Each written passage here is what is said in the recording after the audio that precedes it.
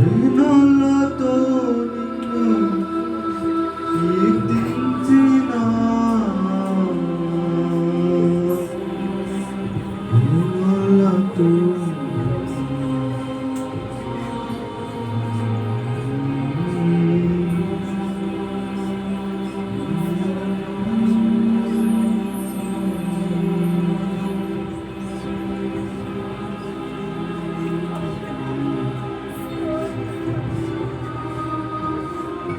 అందరూ బిగ్గరగా స్వరమెత్తి రెండు చేతులు పైకెత్తి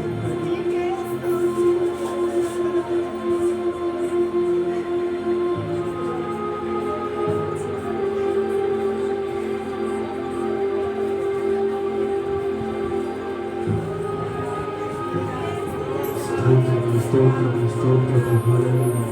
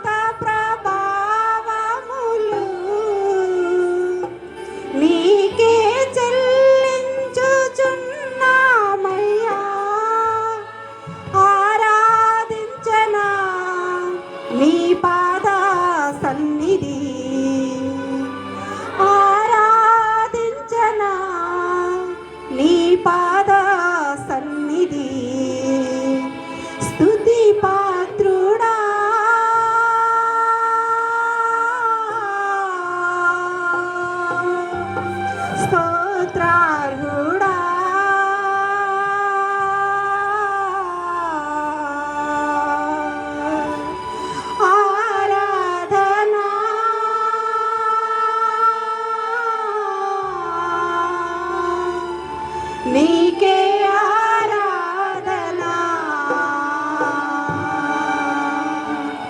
ఆత్మీయ గానాలతో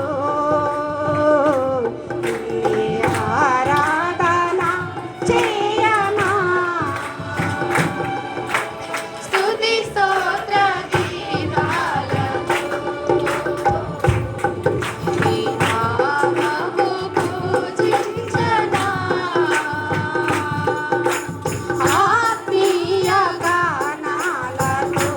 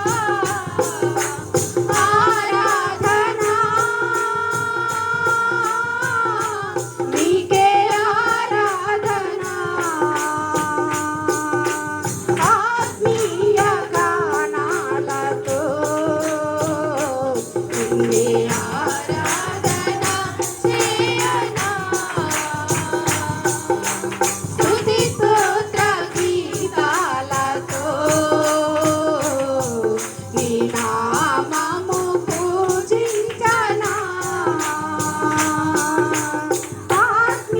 స్తుతి స్తోత్ర గీతాలతో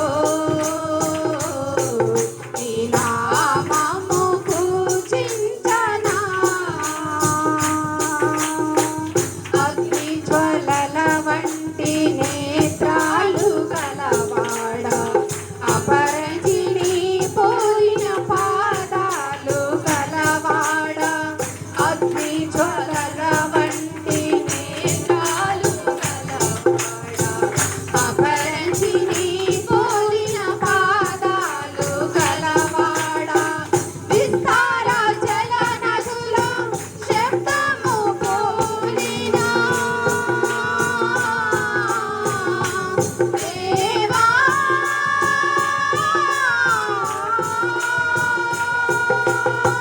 విస్తార జల నదుల శబ్దము పోలిన స్వరమును కలిగిన పరిశుద్ధుడా స్వరమును కలిగిన పరిశుద్ధుడా శిరము వంచన సర్వోన్నతుడా శిరము వంచన సర్వోన్నతుడా స్తుతి పాత్రుడా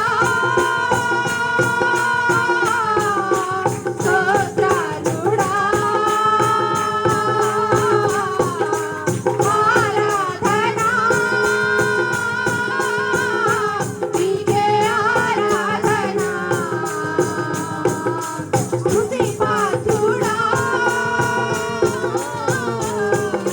స్తోత్రాలుడా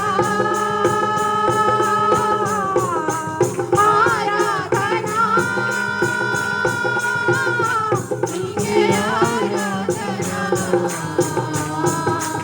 ఆత్మీయ గానాలతో నిన్నే ఆరాధన చేయనా స్తుతి స్తోత్ర గీతాలతో నీ నామము పూజించనా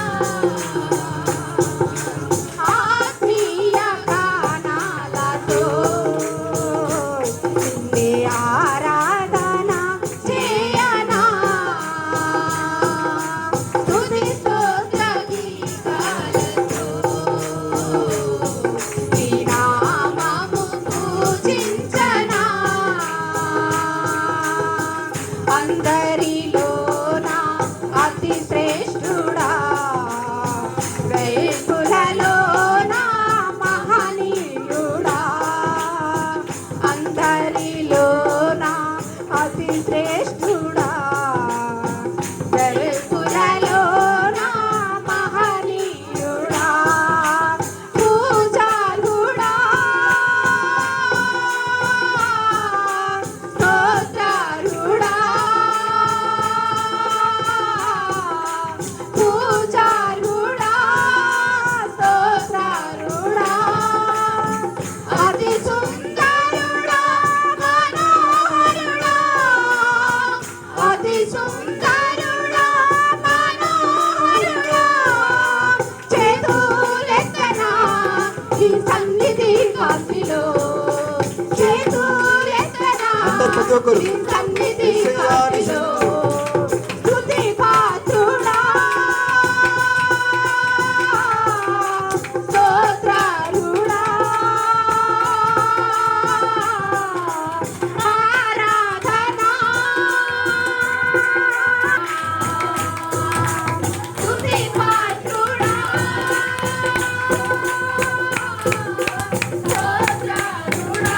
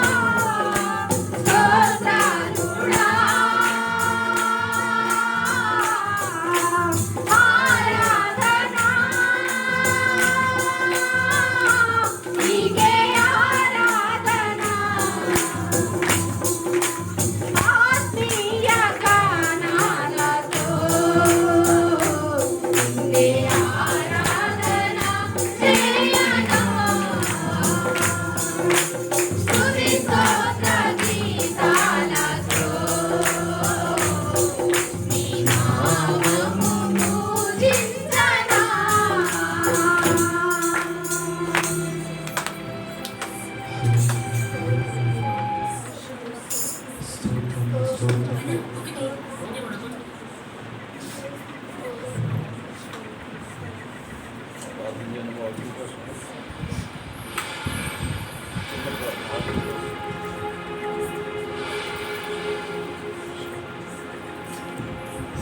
తండ్రి, స్తోత్రం నాయన. పరిశుద్ధుడా పరలోక తండ్రి, నీకు వందనాలు, స్తోత్రాలు నాయన. మహాగంధ మహోన్నతుడా, నీకు వందనాలు తండ్రి. అయా ఆకాశం అన్న నాశనుడా, ఆకాశం నీ సింహాసనం, భూమి నీ పాదపీఠం అంటున్నావు తండ్రి. నీ పాదాల చెంత సమకూడి ఉన్నాం నాయన. గత పరిశుద్ధ దినం నుంచి నాయన ఈ పరిశుద్ధ దినం వరకు దేవా మమ్మల్ని అందరినీ నాయన సజీవమైన నీ రెక్కల కింద భద్రపరిచిన విధానాన్ని బట్టి నీకు వందనాలు, స్తోత్రాలు నాయన. అయా పాటల్లో మీరు తోడై ఉన్న దేవుడు తండ్రి. కీర్తనలోను వాక్యంలోను నాయన సమస్తంలోనూ తోడుగా ఉండి మీ నామాన్ని మహిమపరచుకోమని కనపరచుకోమని నాయన. అయా నీ సేవకులకు నోటికి నోరుగా ఉండి నీ 700 ఆత్మాభిషేకం ఇచ్చి నాయన లోతైన మర్మాల గూఢమైన సంగతులు బయలుపరచమని యేసు పరిశుద్ధ నామములు అడిగి వేడుకుంటున్నా పరమ తండ్రి, ఆమేన్.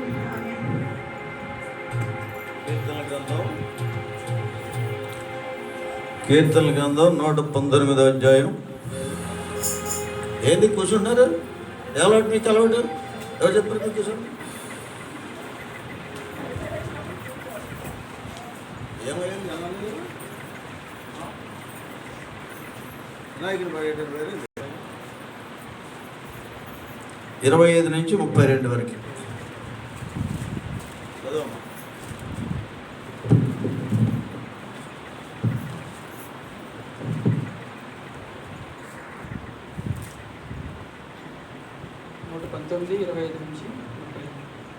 నా ప్రాణము మంటిని హత్తుకొనుచున్నది, నీ వాక్యము చేత నన్ను బ్రతికింపుము. నా చర్య అంతయు నేను చెప్పుకొనగా నీవు నాకు ఉత్తరమిచ్చితివి. నీ కట్టడలను నాకు బోధింపుము, నీ ఉపదేశ మార్గమును నాకు బోధపరచుము. నీ ఆశ్చర్య కార్యములను నేను ధ్యానించెదను. వ్యసనము వలన నా ప్రాణము నీరైపోయెను. నీ వాక్యము చేత నన్ను స్థిరపరచుము. కపటపు నడత నాకు దూరము చేయుము. నీ ఉపదేశమును నాకు దయచేయుము. సత్య మార్గమును నేను కోరుకొని ఉన్నాను. నీ న్యాయ విధులను నేను నా ఎదుట పెట్టుకొని ఉన్నాను. యెహోవా, నేను నీ శాసనములను హత్తుకొని ఉన్నాను. నన్ను సిగ్గుపడనీయకుము. నా హృదయమును నీవు విశాలపరచినప్పుడు నేను నీ ఆజ్ఞల మార్గమున పరిగెత్తెదను. దేవుడి పరిశుద్ధ వాక్యం దీవించు. ఆమేన్. కూర్చోండి. అంటే యేసుక్రీస్తు ప్రభు నామములో మీ అందరికీ నా వందనాలు. మీలో దేవుణ్ణి ఎరిగినటువంటి వారు ఎంతమంది ఉన్నారు? యేసు ప్రభు తెలుసా మీకు? చెప్పాలి. తెలుసా అంటే ఏమి? అసలు నో తెలుసు చెప్తున్నారు. అట్టడి అవునా? యేసు ప్రభు తెలుసా? మీకు తెలీదా? తెలుసు. ఓకే, మంచిది.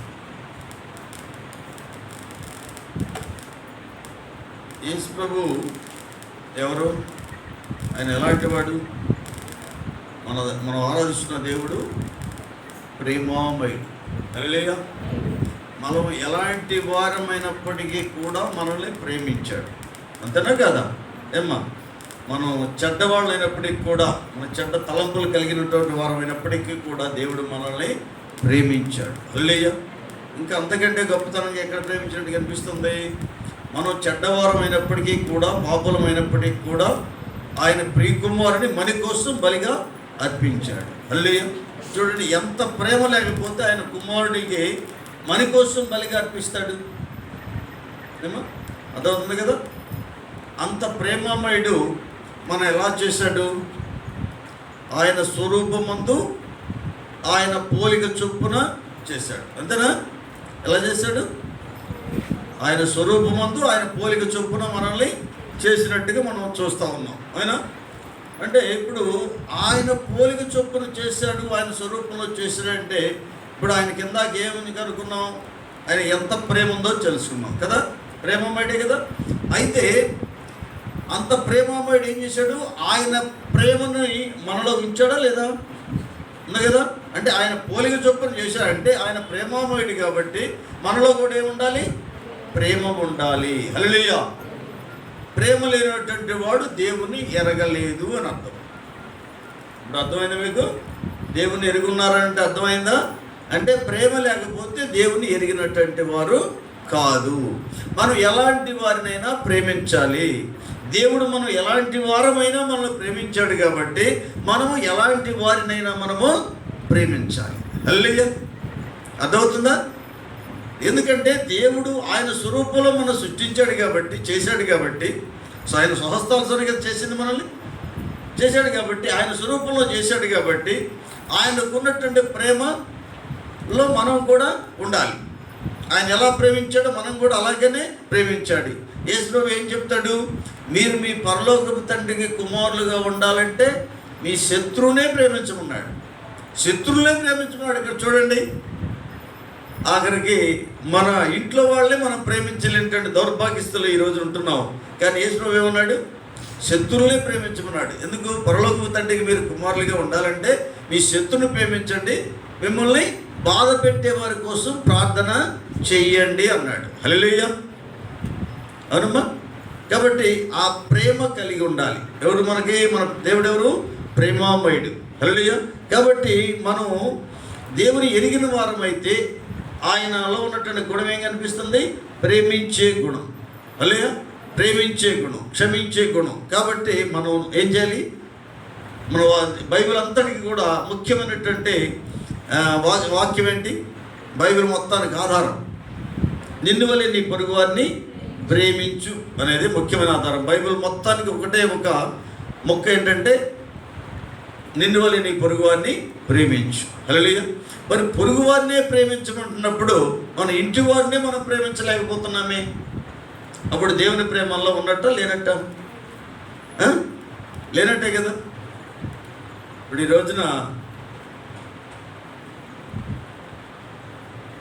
అత్త కోడల్ని ఎట చూస్తుంది? అత్త కోడల్ని ఎట చూస్తుందమ్మా? రేపు మీకు 3 కోడలు వస్తున్నారు. అత్త కోడల్ని ఎలా చూస్తుంది?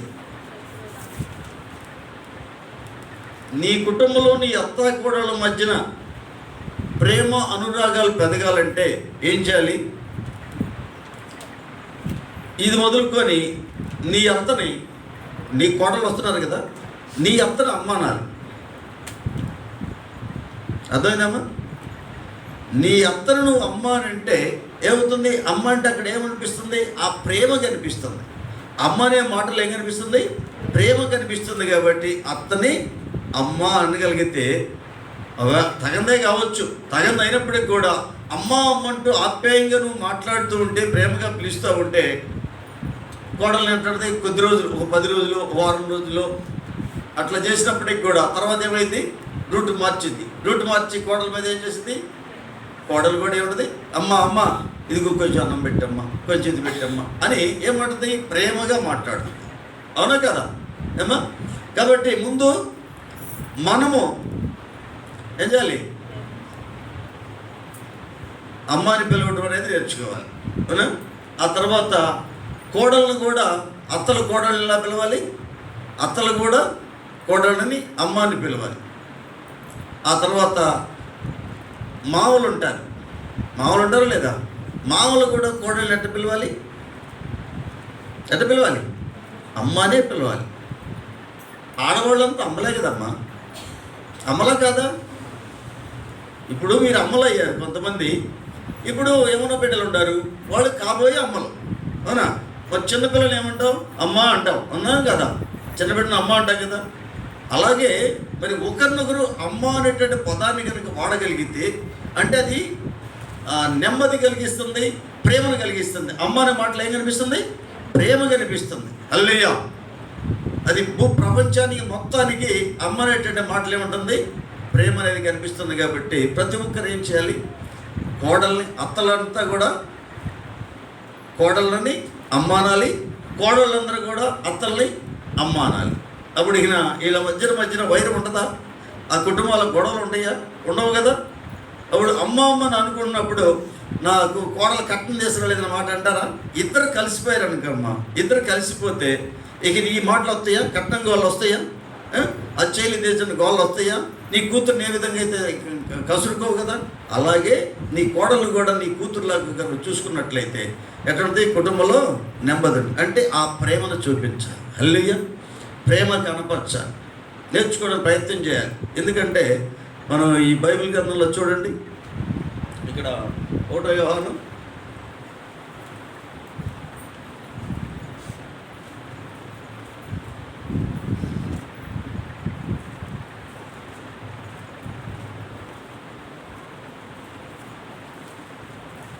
4వ అధ్యాయం 1వ అధ్యాయం 4వ అధ్యాయం 4వ అధ్యాయం 1వ యోహాను 4వ అధ్యాయం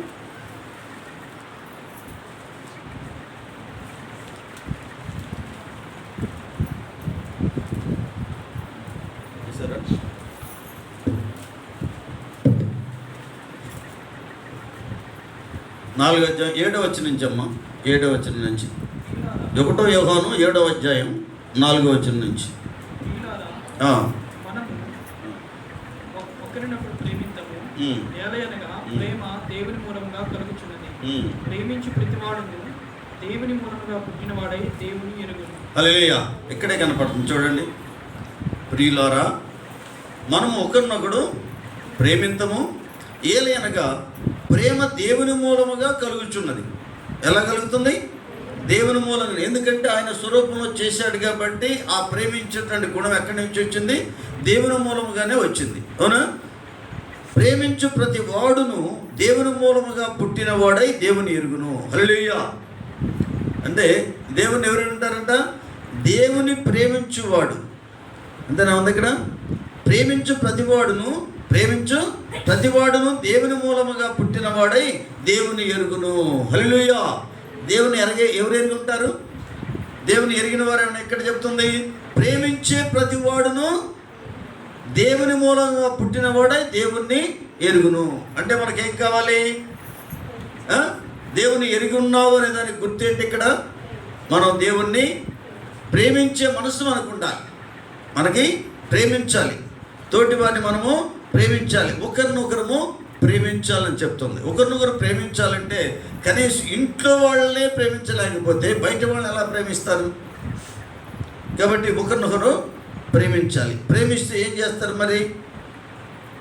మాట విన్నటువంటి వాళ్ళు ఉంటున్నారు, మాట వినటువంటి వాళ్ళు ఉన్నారు కదా ఇంట్లో. భార్య భర్తలు ఒకరి మాట ఒకటి వినకుండా ఉంటున్నారు కదా. ఉన్నప్పుడు ఏం చేయాలి మరి? ఇంటర్లేదు కదా, ఏం ప్రేమించాలని మరి క్వశ్చన్ చేయొచ్చు. ఏం చేయాలి మరి? శత్రువునే ప్రేమించమన్నాడే, నీ భర్త కావచ్చు, భార్య కావచ్చు. ఏం చేయాలి? ప్రేమిస్తే ఏం చేస్తావు? ప్రేమిస్తే ఏం చేస్తారు? నువ్వు ప్రేమించమంటున్నావు కదయ్యా, మరి ఎట్లా ప్రేమించాలి? నా భర్త నన్ను తిడతాడు, నా భార్య నన్ను తిడతాడు, నేను ఎలా ప్రేమించాలి వాళ్ళని అని నువ్వు క్వశ్చన్ చేయొచ్చు. అయితే ఏం చేయాలి? ఉపవాసంతో కన్నీటితోటి ప్రార్థన చెయ్యాలి. హల్లెలూయా. అవునమ్మా, అవునా? మరి యేసుప్రభువు వారు చెప్పింది ఏంది? శత్రువునే ప్రేమించమని చెప్పాడు. అలాంటప్పుడు నీ భర్త కావచ్చు, నీ భార్య కావచ్చు, నీ బిడ్డలు కావచ్చు, ఎవరైనా కావచ్చు, నీ మాట వినకపోవచ్చు, కుటుంబంలో నెమ్మది లేకపోవచ్చు. దానికి ఏం చేయాలి? మనం ప్రార్థన చెయ్యాలి, వారి కోసం ప్రార్థన చేయాలి. శత్రువునే ప్రేమించమన్నప్పుడు నీ ఇంటి వారిని నువ్వు ప్రేమిస్తే ఏం చేస్తావు? వారి కోసం ప్రార్థన చెయ్యాలి. హల్లెలూయా. జాగ్రత్త గమనించండి. ఆ విధంగా కనుక ప్రార్థన కనుక చేసినట్లయితే నువ్వు ప్రేమిస్తూ దేవుని ఎరిగినటువంటి బిడ్డవి.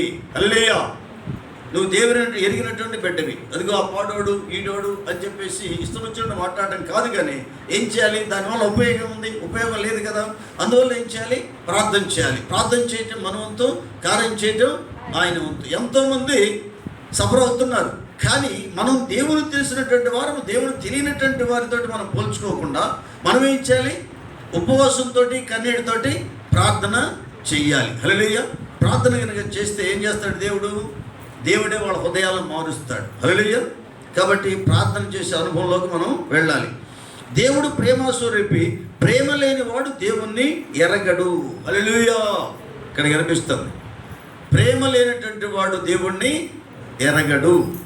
అది మనం కనుక నోటికి వచ్చినట్టు మాట్లాడినా, దూషణ మాటలు మాట్లాడినా, అసూయ ద్వేషాలు మనలో నింపుకున్నా వాడు దేవుని ఎరగనటువంటి వ్యక్తి. దేవుని ఎరగకపోతే నువ్వు పరలోకానికి ఎలా వెళ్తావు? ఆలోచించు. దేవుని ఎరగనటువంటి వాడు పరలోకానికి ఎలా వెళ్తాడు? వెళ్ళలేడు. కాబట్టి ఇక్కడ ఏం కనిపిస్తుంది? ప్రేమ లేనివాడు దేవుణ్ణి ఎరగడం ఉంది. కాబట్టి మనం ఏం చూపించాలి? ప్రేమ చూపించాలి. నీ ఇంట్లో వాళ్ళైనా బయట వాళ్ళైనా ఎవరైనా. నీకు బయట వాళ్ళకు చూపించలేదని అనుకున్నావు అనుకో, ఏ వాక్యం ఏం చెప్తుంది? నిన్ను వల్లే నీ పొరుగు వారిని ప్రేమించని బైబిల్ మొత్తానికి ఉన్నటువంటి మరి దేవుని యొక్క ఆజ్ఞ అతిక్రమే పాపం. కాబట్టి మనం ఏం చేయాలి? అందరినీ కూడా ప్రేమించాలి. ఎందుకు ప్రేమించాలి? భూమి మీద ఉన్నటువంటి సమస్త జనులు మనకి ఏమవుతారు? భూమి మీద సమస్త జనులు మనకి ఏమవుతారు? మనం తోడబుట్టిన వాళ్ళే అవుతారు కదా. కాబట్టి మనం ఇప్పుడు దేవుడు మనం కొంతమందిని ప్రేమించి కొంతమందిని ద్వేషిస్తున్నాడా? లేదు కదా. ఏం చేస్తున్నాడు? చెడ్డవాడి మీద మంచివారి మీద కూడా ఏం చేస్తున్నాడు? సూర్యుని ఉదయింపజేస్తున్నాడు, వర్షాన్ని కురిపిస్తున్నాడు. కాబట్టి ఆయనకి లేనటువంటి పక్షపాతం మనం పెట్టుకుంటే మనం దేవుని ఎరిగినటువంటి వాళ్ళమేనా అంటే ఎరిగినటువంటి వాళ్ళము కాదు అని చెప్పి రాసుకోవచ్చు కదా. కాబట్టి మనము ఎవరన్నా చెడ్డ పనులు చేసినప్పటికీ, చెడ్డ కార్యాలు ఏది చేసినప్పటికీ కూడా, చెడ్డ మాటలు మాట్లాడినప్పటికీ కూడా ఏం చేయాలి? మనకి యేసుప్రభు వారిని సిలువ వేసినప్పుడు యేసుప్రభు వారు ఏమన్నాడు? చివరిలో ఏమన్నాడు? 6 గంటల సిలువలో ఎలాడిన తర్వాత, రక్తమంతా కారిపోయిన తర్వాత, ఇంకో 2 నిమిషాలు చనిపోతాడు అనుకున్నప్పుడు ఏం మాట్లాడాడు? ప్రభువా, వీరేమి చేయొచ్చు తెలియదు కనుక వీరిని క్షమించు అన్నాడు కదమ్మా. అంటే మనం కొన్ని గుర్తుపెట్టుకోవాలి. ఏదో మందిరానికి వచ్చినట్టు కాదు, కానీ అందరినీ కూడా మనం ప్రేమించాలి, అందరినీ కూడా క్షమించాలి. హల్లెలూయా. ప్రేమిస్తేనే క్షమించగలం కదా. ముందు మనం ప్రేమిస్తేనే, అవతల వ్యక్తిని మనం ప్రేమిస్తేనే మనం వాళ్ళ యొక్క తప్పిదాలు చేసినప్పటికీ కూడా మనం క్షమించాలి. ఎందుకు? తెలియదు గనక. ఏమన్నాడు? వీరికి ఏమీ తెలియదు కనుక నేను క్షమించని చెప్పేసి యేసుప్రభు వారు అన్నాడు. కాబట్టి మనం కూడా ఏం చేయాలి? మనం క్షమించాలి. క్షమించి వారి కోసం మనం ప్రార్థన చెయ్యాలి. మనం ఆయన ద్వారా జీవించినట్లు దేవుడు తన అద్వితీయ కుమారుని లోకములోనికి పంపెను. దీనివల్ల దేవుడు మన ఎన్నించిన ప్రేమ ప్రత్యక్షపరచబడెను. దేవుని ప్రేమ ఎలా కనపడింది? ఆయన యొక్క ప్రియకుమారుణ్ణి మరి మన కోసం ఈ లోకానికి పంపించి, మరి మన కోసం ఆయన ప్రియకుమారుణ్ణి బలిగా అర్పించడం ద్వారా ఆయన ప్రేమ ఏంటో మనకి తెలుస్తూ ఉంది. ఓకే. కాబట్టి ఆయన ప్రేమ ఏందో మనం చూసాం. కాబట్టి మనం దేవుని ప్రేమించితమని కాదు, కానీ తానే మనల్ని ప్రేమించి మన పాపముల ప్రాయశ్చిత్తమైండు తన కుమారుని పంపెను. ఇందులో ప్రేమ ఉన్నది. ప్రియులారా, దేవుడు మనల్ని ఇలాగ ప్రేమింపగా మనం ఒకరినొకడు ప్రేమింపబద్ధులమై ఉన్నాము. హల్లెలూయా. ఒకరినొకరు ప్రేమింపబద్ధులమని. నేను అసలు నాకు వచ్చిన ఆలోచన ఏంటంటే, ఈ రోజున వేరే ఇదేం రాలేదమ్మా. నాకు వచ్చినటువంటి ఆలోచన, ఎందుకంటే ఈ వాక్యాలని చదువుతున్నాను, కానీ నేను చెప్పాల్సింది అనుకుంది ఏంటంటే, నా మనసులోకి వచ్చిందంటే, అత్తా కోడలు అనే దాని దగ్గర అత్తా కోడలు అంటే మాటని కోడలు అనే దాని మీద తీసేసి ఆ కోడల్ని అమ్మ అని పిలిచేటువంటి పదంలోకి వెళ్ళాలి. అప్పుడే ఆ కుటుంబంలో నెమ్మది వస్తుంది, ఆ కుటుంబంలో ప్రేమ వస్తుంది. మనము దేవుని ఎరిగినటువంటి వారం అనేటువంటి స్థాయికి ఎదగలుగుతాం. హల్లెలూయా. నేనైతే నా కోడల్ని అమ్మే అంటాను. అర్థమైందమ్మా? నా పిల్లల్ని అమ్మే అంటాను, నా కోడల్ని అమ్మే అంటాను, మిమ్మల్ని అందరినీ అమ్మే అంటారు. అవునా కదమ్మా? అమ్మలే కదా. ఇప్పుడున్న అమ్మలు, కాబోయే అమ్మలు, పిల్లలైతే కాబోయే అమ్మలు, అంతే కదమ్మా. ఆ అమ్మ అనే పదంలో ఏముంటుంది? ప్రేమ కనిపిస్తుంది. కాబట్టి ఈ అత్తలు అనేటువంటి వాళ్ళు కోడలను అమ్మనాలి, కోడళ్ళు కూడా అత్తని అమ్మనాలి. ఏం నేనంటా మీ అత్తని అమ్మని నేర్చుకోవాలి. ఎందుకంటే దేవుడు బయలుపరిచాడు కాబట్టి నేను మీకు చెప్తున్నాను. అప్పుడు కుటుంబాలు ఏమొస్తుంది? 10 సార్లు 10 రోజులు అనకపోయినా, 10 రోజులు నీతోటి నీ అత్త సౌఖ్యంగా కలకపోయినా, ఎవరైనా కానీ ఒకరి ముందుకు వంగారనుకో, కోడలు కానీ అత్త కానీ అమ్మ అనే పదాన్ని వాడారనుకో, ఆ తర్వాత వాళ్ళ మధ్యలో ఏమైపోతుంది? ఆ మధ్యలో ఉన్నటువంటి వైరం అనేది దూరం అయిపోతుంది, ఆ వ్యతిరేకత దూరం అయిపోద్ది. ఏది నా కోడలు మారిపోయినట్టుంది, ఏది నా అత్త మారిపోయినట్టుంది. ఇన్నాళ్ళ దాకా నేను అత్తను ఏదో అనుకున్నాను, నా అత్త చాలా మంచిది, నా కోడలు చాలా మంచిది. ఏది ఈ పదం వాడి ఆ ప్రేమగా చూసుకోవటం వల్ల ఎవరు ఎత్తకపోయింది ఏం లేదు కదమ్మా. ఆ ప్రేమలో మాదారి. అప్పుడు మనం అప్పుడు ఆ విధమైనటువంటి పరిస్థితులు కనుక తీసుకొచ్చారనుకో, కుటుంబంలో ఆ మాట వచ్చిందనుకో, అప్పుడు మీరేమవుతున్నారు? దేవుని ఎరిగినటువంటి వారు, దేవుని యొక్క ప్రేమను చూపించినటువంటి వారు, నిజంగా దేవుని ప్రేమించినటువంటి వారు. హల్లెలూయా. జాగ్రత్తగా గమనించాలి. అందుకోసమే నేను ఈ యొక్క ప్రేమ అనేటువంటి మాటను తీసుకురావడం జరిగింది. చూడండి, ఏ మానవుడును దేవుని ఎప్పుడునూ చూచి ఉండలేదు. మనం ఒకరినొకడు ప్రేమించినట్లా దేవుడు మన యందు నిలిచి ఉండును. హల్లెలూయా. చూడండి, ఇక్కడ ఏ మానవుడు దేవుని ఎప్పుడునూ చూచి ఉండలేదు. ఎవరన్నా దేవుడిని చూసిన వాళ్ళు ఉన్నారా? ఎవరు చూడలేదు. కానీ ఎవరన్నా ఇబ్బందులు ఉన్నప్పుడు, ఆపదలు ఉన్నప్పుడు ఆదుకుంటే ఏమంటారు? దేవుడెళ్ళే వచ్చి ఆదుకున్నావు అంటారు. అంతే కదమ్మా. మరి ఇక్కడ ఏం చెప్తున్నాడు? ఒకరినొకరు మనం ఒకరినొకరు ప్రేమించినట్లా దేవుడు మన యందు నిలిచి ఉండును. హల్లెలూయా. చూడండి, దేవుడు ఎక్కడున్నాడు? మనం ప్రేమించడం వల్ల మనలోనే దేవుడు ఉన్నాడు. హల్లెలూయా. దేవుడు ప్రేమిస్తున్నాడు కాబట్టి మనం కూడా ప్రేమిస్తే, ఎలాంటి వారినైనా మనం కనుక ప్రేమించినట్లయితే మనలో దేవుడు ఉంటాడు. హల్లెలూయా. ఎక్కడున్నాడు దేవుడు? మనం ఎవరైనా చూసిన వాళ్ళు ఉన్నారా? ఏ మానవుడు ఎప్పుడు దేవుని చూచి ఉండలేదు. మీరు ఒకరినొకరు ప్రేమించిన యెడల దేవుడు మన యందు నిలిచి ఉండును. హల్లెలూయా. చూడండి, మనలో దేవుడు ఉండేటువంటి అద్భుతమైన అవకాశాన్ని, దేవుడు మనకుంటే ఏదైనా బాధ ఉంటుందా? ఏదైనా కొద ఉంటుందా? నాకు ఇది లేదని ఉంటుందా? ఎందుకు ఉండదు? మొత్తం దేవుడిదే కదా. ఈ యొక్క భూమి, ఆకాశము, సముద్రాలు, నక్షత్రాలు, భూమి మీద సమస్తము ఏది? బంగారపు గల్లు, ఇనుము గల్లు, ఇత్తడి గల్లు మొత్తం ఆయనయే కదా. ఆయన మన్నంతుంటే మనకేమైనా కొదవ ఉంటుందా అంటే కొదవ ఏది ఉండదు. హల్లెలూయా. అప్పుడు ఏం చేస్తారు? కలిగిన దాంతో తృప్తి కలిగి ఉంటారు. లేని దానికోసం ఎంపర్లాడకుండా కలిగిన దాంతో తృప్తి కలిగి ఉంటారు. హల్లెలూయా. కాబట్టి మనం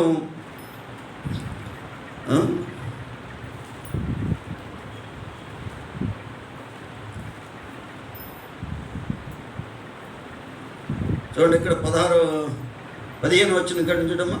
యేసు దేవుని కుమారుడిని ఎవడు ఒప్పుకొన్నో వాళ్ళలో దేవుడు నిలిచి ఉన్నాడు. వాడు దేవుని యందు ఉన్నాడు. మన ఎడల దేవునికి ఉన్న ప్రేమను మనం ఎరిగిన వారమై దాన్ని నమ్ముకొనుచున్నాము. దేవుడు ప్రేమాస్వరూపున్నాడు. ప్రేమ యందు నిలిచి ఉండేవాడు దేవుని యందు నిలిచి ఉన్నాడు. దేవుడు వాని యందు నిలిచి ఉన్నాడు. హల్లెలూయా. అది ప్రేమ యందు నిలిచి ఉండేవాడు దేవుని యందు నిలిచి ఉన్నాడు. హల్లెలూయా. దేవునిలో నిలిచి ఉన్నటువంటి వ్యక్తి ఎవరైనా అంటే ప్రేమ కలిగి ఉన్నటువంటి వాడు. ప్రేమలో ఎవరైతే ఉంటారో, ప్రేమించడం ఎవరైతే నేర్చుకుంటారో, తోటి వారిని ఎలా అయితే ప్రేమించడం నేర్చుకుంటారో వాళ్ళలో దేవుడు నిలిచి ఉన్నాడు అని చెప్పేసి ఇక్కడ మనం చూస్తూ ఉంటాం. అన్నిటికంటే ఏంటంటే బైబిల్ గ్రంథం మొత్తానికి ముఖ్యమైనది ఏమని చూపింది? అన్నిటికంటే ప్రేమ ముఖ్యమైనది. అందుకని ఏమన్నాడు? దేవుడు ఏమన్నాడు? ప్రేమ కలిగి ఉండటకు ప్రయాసపడండి అంటున్నాడు. హల్లెలూయా. ప్రేమ కలిగి ప్రయాసపడండి. ఇప్పటిదాకా మనం ఆ ప్రేమను చూపించలేదేమో, అందుకని దేవుడు మనతో మాట్లాడుతున్నాడేమో. ప్రేమ కలిగినట్టుకి ప్రయాసపడండి. నీ ఇంటి వారిలోనైనా బయట వారిలోనైనా ఎవరినైనా కూడా ఏం చేయాలి? ప్రేమించాలి. హల్లెలూయా.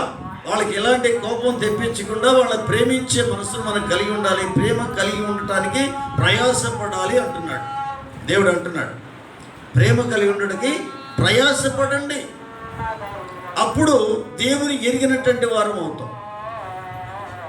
ప్రేమ లేకపోతే దేవుని ఎరిగినటువంటి వారమే కాదు గనక ఎలా నేను ప్రేమించాలి, ఇలాంటి తిట్లు తిట్టే వాళ్ళతోటి నేను ఎలా ప్రేమించాలి అని అనుకోవచ్చు. కానీ దేవుడు మనల్ని ప్రేమించాడు కదా. మనం ఎంత చెడ్డవారమైనా కూడా మనం ప్రేమించినప్పుడు, మన తోటి వాళ్ళు, మన ఇంటి వారు కానీ చెడ్డవారు అయినప్పుడు మనం ప్రేమించాల్సిన అవసరం ఉందా లేదా? ప్రేమించాలి. ప్రేమించే వాళ్ళ కోసం మనం ప్రార్థన చెయ్యాలి. హల్లెలూయా. కాబట్టి దేవుని ఎరిగినటువంటి వారు ఏం చేస్తారంట? దేవుని ఎరిగిన వారు ఎవరయ్యా అంటే అందరినీ ప్రేమించే మనసు కావాలి. హల్లెలూయా. ఇప్పటిదాకా మనకు లేకపోవచ్చేమో, కానీ ఏం చేయాలి? ప్రేమించడానికి మనం ప్రయాసపడాలి. ప్రేమించడం నేర్చుకోవాలి. ప్రేమించడానికి మనం ఏం చేయాలంట? ఏం చేయాలి? ఎక్సర్సైజ్ చేయాలి. ఎలా అని చెప్పేసి మనం నేర్చుకోవాలి. ఏమి అన్నా కూడా ఏమన్నా సాత్వికమైనటువంటి మనసు కలిగి ఉండాలి. సాత్వికమైన మనసు ఎవరికి ఉంది? ఇక్కడ బైబిల్ గ్రంథంలో మోషేకి ఉంది. ఏమన్నాడు? నా ఇల్లు అంతటిలోనూ నమ్మకమైన వాడు సాత్వికుడు కదా. కాబట్టి ఆ సాత్వికం అంటే ఏంటి? ఓర్పు, సహనము, దీర్ఘశాంతం. ఎన్నన్నా కూడా, ఎన్ని మాటలన్నా కూడా, అంటే చేతగాంతనం కాదు, ఎన్ని మాటలన్నా పడి ఉంటుండే చేతగాంతనం కాదు. ఓర్పు, సహనం, దీర్ఘశాంతం, అది సాత్వికుల మనసు. సాత్వికులు ఇక్కడ చూడండమ్మా, సాత్వికులు ధన్యులు, వారు భూలోకమును స్వతంత్రించుకొందరు. సాత్వికులు ధన్యులు, భూలోకమును స్వతంత్రించుకొందరు. హల్లెలూయా. చూడండి, మరి ఆ సాత్వికం ఎవరిలో ఉంది? ఇక్కడ మనకి యేసయ్యలో కనిపిస్తుంది. ఎక్కడ కూడా ఆయన్ని ఎన్నో విధాలుగా హింస పెట్టారు, బాధలు పెట్టారు, అయినప్పటికీ కూడా ఎక్కడన్నా తొందరపడ్డా అంటే ఎక్కడ తొందరపడలేదు. ఆఖరికి సిలువలో ఆయన్ని అక్కడికి సిలువ మీద సిలువ వేయటానికి తీసుకెళ్ళేటప్పుడు కూడా ఏమని ప్రార్థన చేశాడు? యేసయ్య ఏం ప్రార్థన చేశాడు?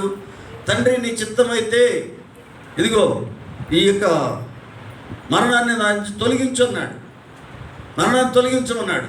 కానీ నీ చిత్తం అయితేనే తొలగించు, నీ చిత్తం కాకపోతే వద్దన్నాడు. మరి కాబట్టి అనేది ఎందుకంటే మనకు వచ్చేటువంటి శ్రమలు దేవునికి తెలియకుండా రావు. ఎందుకు వస్తున్నాయి మనకు శ్రమలు? శ్రమలు ఎందుకు వస్తున్నాయి? ఇప్పుడు యేసు వారికి అంతలో శ్రమలు వచ్చినాయే, ఎందుకు వచ్చినాయి శ్రమలు? ఆయనలో తప్పు ఉందా? ఎలాంటి తప్పిదం లేదు. ఆయన ఎలాంటి తప్పిదం లేకపోయినటువంటి ఆయనకి అలాంటి శ్రమలు ఎందుకు వచ్చినాయి? మంచిగా చెడుగా? మంచికే. దేవుడు తెలుసు కదా, సృష్టికర్త దేవుడికి ఏది మంచో ఏది చెడు తెలియదా? మరి ఆయన ప్రియకుమారుడైన కుమారుడికి అలాంటి శిక్షలు పెట్టాడంటే అది మంచికే కదా. ఎందుకు మంచిది? ఈ లోకంలో ఉన్నటువంటి కోటాను కోట్ల మందిరికి రక్షణ భాగ్యాన్ని కలుగు చేయటానికి ఆయన ప్రియకుమారుడు సిలువకు అప్పగించాడు. అయితే ఏం చేశాడు? ఆయన ఓర్పుతోటి, సహనముతోటి అన్నీ కూడా భరించాడు. ఏది? అంత కొరడా దెబ్బలు తిన్నాడు, సిలువ వేయించబడ్డాడు, ఆఖరికి రక్తం మొత్తం కారిపోయి, ఆఖరి రక్తపట్టు కూడా కారిపోయింది. అయినా కూడా ఓపికతో సహించాడు. సహించడం వల్ల ఏమైంది? ఇక్కడ సాత్వికులు ధన్యులు, వారు భూలోకమును స్వతంత్రించుకుందరు అని ఇక్కడ మనం చూస్తూ ఉన్నాం. ఏమయ్యాడు ఆయన? అన్ని నామముల కంటే పైనామైంది. చూడండి, అంత ఓర్పుతోటి, సహనంతో అన్ని శ్రమలు భరించాడు, ఓర్చుకున్నాడు, సమాధి చేయబడ్డాడు, తిరిగి 3వ దినాన లేపబడ్డాడు. హల్లెలూయా. అంతగా ఓర్చుకున్నాడు కాబట్టి ఏం చేశాడు? సమాధి చేయబట్టి మరణాన్ని ఓడించి తిరిగి లేచాడు. లేచిన తర్వాత ఏమైంది? ఆయన పేరేమైంది? క్రీస్తునామం ఏమైంది? అన్ని నామముల కంటే పైనామము. హల్లెలూయా. ఇది క్రీస్తు శకం. ప్రపంచం మొత్తానికి క్రీస్తు శకం అయిపోయింది కదా. అన్ని నామములకు పైన భూలోకాన్ని స్వతంత్రించుకున్నాడు. భూమి మీద ఆయన పేరేమైంది? అన్ని నామముల కంటే పైనామమైంది. హల్లెలూయా. చూడండి, ప్రతి మోకాలు యేసుక్రీస్తు నామంలో వంగుతూ ఉందన్నమాట.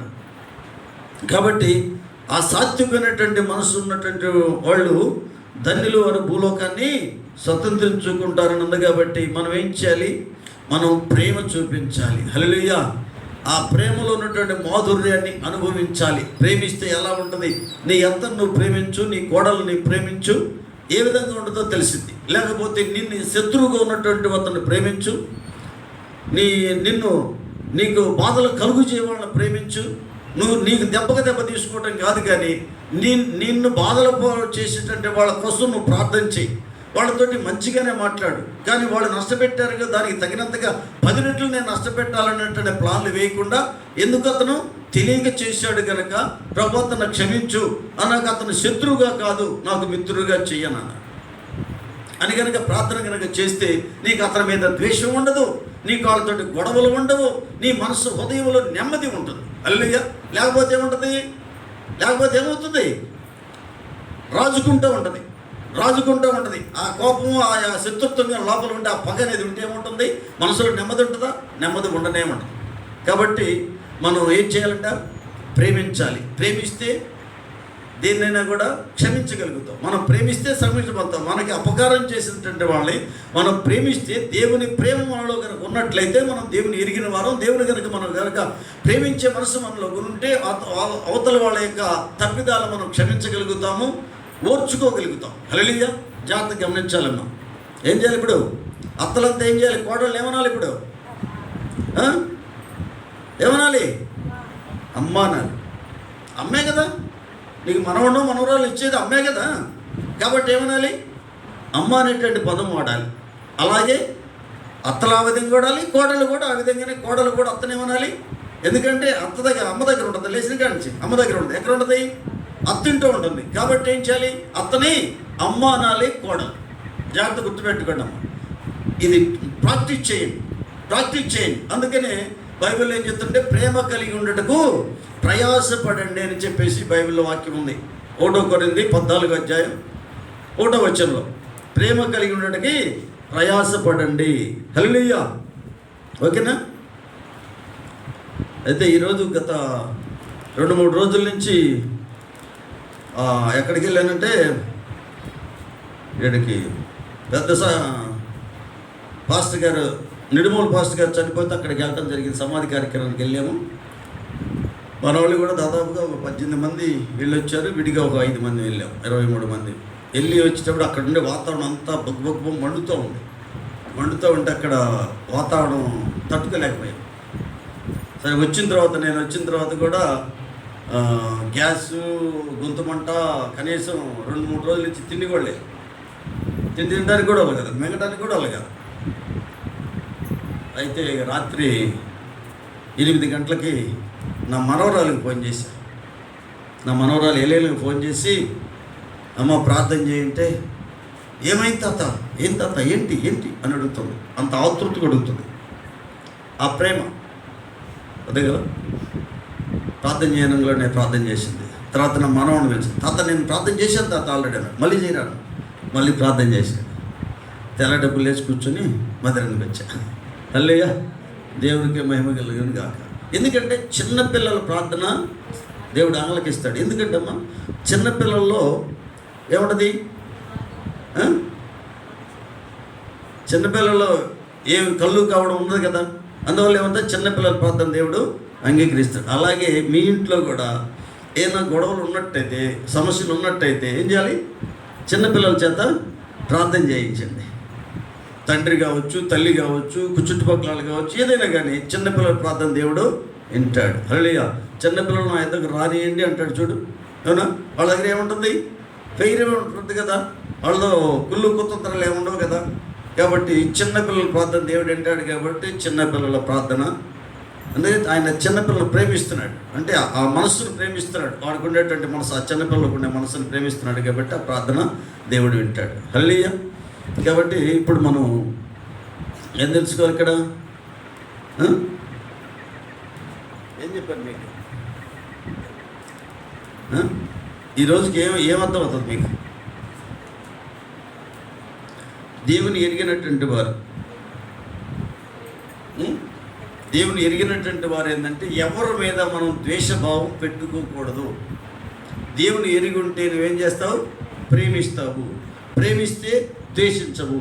కాబట్టి మనం దేవుని ఎరిగిన వారమైతే దేవుడు మనలో ఉంటాడు. దేవుడు ప్రేమాస్వరూపి కాబట్టి మనము ప్రేమించడం నేర్చుకుంటే అప్పుడు ఏముంది? ఇందాకేమన్నాను, ఏదైనా ఆపదలో ఉంటే ఆదుకుంటే ఉన్నాడు, దేవుడు వెళ్ళి వచ్చి ఆదుకున్నాం అంటాడు. ఎక్కడున్నాడు దేవుడు? మనలోనే ఉన్నాడు. ఎందుకు? ఆయన చూసినాడు ఎవరు లేరు, ఆయనకు రూపం లేదు కదా. కాబట్టి దేవుడు మనల్ని ఆయన స్వభావంతో మనం సృష్టించాడు. కాబట్టి ఆ ప్రేమ అనేది మనలో ఉన్నప్పుడు ఏం జరుగుతుంది? మన తోటి వారిని మనము ప్రేమించగలుగుతాం. హల్లెలూయా. అలాంటి ప్రేమ మనకు ఉన్నట్టయితేనే దేవుని ఎరిగినటువంటి వారు అయితేనే పరలోక రాజ్యంలోకి వెళ్ళగలుగుతారు. హల్లెలూయా. పరలోక రాజ్యానికి వెళ్ళడానికే, లేకపోతే దేనికి వచ్చారు ఇక్కడికి? ఆరోగ్యం కోసం, ఐశ్వర్యం కోసం, వీటి కోసం వచ్చింది. అందుకే మనం యేసుప్రభువుని నమ్ముకుంది దేనికి? పరలోక రాజ్యంలోకి వెళ్ళటానికి. ఇక్కడ ఎంతకాలం ఉంటాం భూమి మీద? మనం ఇక్కడ ఎంతకాలం ఉంటాం? ఏమ్మా, 200 ఏళ్ళు ఉంటారా? కొద్ది రోజులు ఉంటాం, 50, 60, 70 అట్లా ఉంటాం, అంతే కదా. మరి పరలోకంలో అయితే ఎంతకాలం ఉంటాం? పెద్దగా చెప్పినామా? లెక్కలేని సంవత్సరాలు, అంతమలేని సంవత్సరాలు మనం పరలోకంలో ఉంటాము. అక్కడ ఎలా ఉంటాము? ఈ శరీరానికి అయితే ఏం కావాలి? ఆకలి అవుతుంది, తిండి కావాలి, నీళ్ళు కావాలి, బట్ట కావాలి, సుఖంగా పడుకోవడానికి ఇళ్ళు కావాలి, అన్నీ కావాలి. కానీ అక్కడైతే ఆ పరలోకానికి వెళ్తే ఎలా ఉంటాం మనం? ఎలా ఉంటాం మనం? మహిమ శరీరాలతో ఉంటాం. ఆ మహిమ శరీరానికి ఏముంది? ఆకలి ఉండదు, దప్పిక ఉండదు. హల్లెలూయా. ఎల్లప్పుడూ సంతోషంగా ఉంటాం. మరి ఎల్లప్పుడూ సంతోషం ఉండే రాజ్యానికి మనం వెళ్ళాలంటే ఇప్పుడు దేవుని ఎరిగిన వారంగా ఉండాలా, ఎరగనటువంటి వారంగా ఉండాలా? ఎరిగిన వారంగా ఉండాలంటే ఏముండాలి? మనకి ప్రేమ ఉండాలి. హల్లెలూయా. ప్రేమ లేనటువంటి వాడు పరలోక రాజ్యానికి వాసుడు కానేరడు. హల్లెలూయా. లోగడ మనం ఇష్టం వచ్చినట్టుగా ప్రవర్తించుండొచ్చు, కానీ ప్రభు ఏమంటాడు? ఇప్పటికైనా మీరు నా తట్టు తిరిగితే నేను మీ తట్టు తిరుగుతానంటున్నాడు. ఏమా దేవుడు ఏమైనా అబద్ధం ఆడతాడా?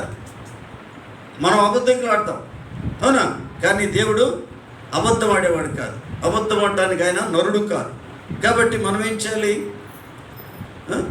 మనం ప్రేమించడం అనేది నేర్చుకోవాలి.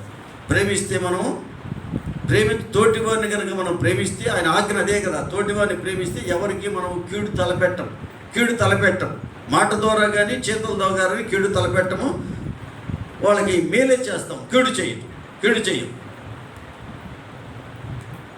కాబట్టి మనం దేవుని ఎరిగిన వారం అయితేనే మనం పరలోక రాజ్యంలోకి వెళ్తాము. అక్కడ నిత్యానందానికి వారసులు అవుతాం. తెలివిగల్లాడు దేన్ని కోరుకుంటాడు? దేవుని ఎరిగిన వారుగా ఉండాలని కోరుకుంటాడా? దేవుని ఎరగనటువంటి వారుగా ఉండాలని కోరుకుంటాడా?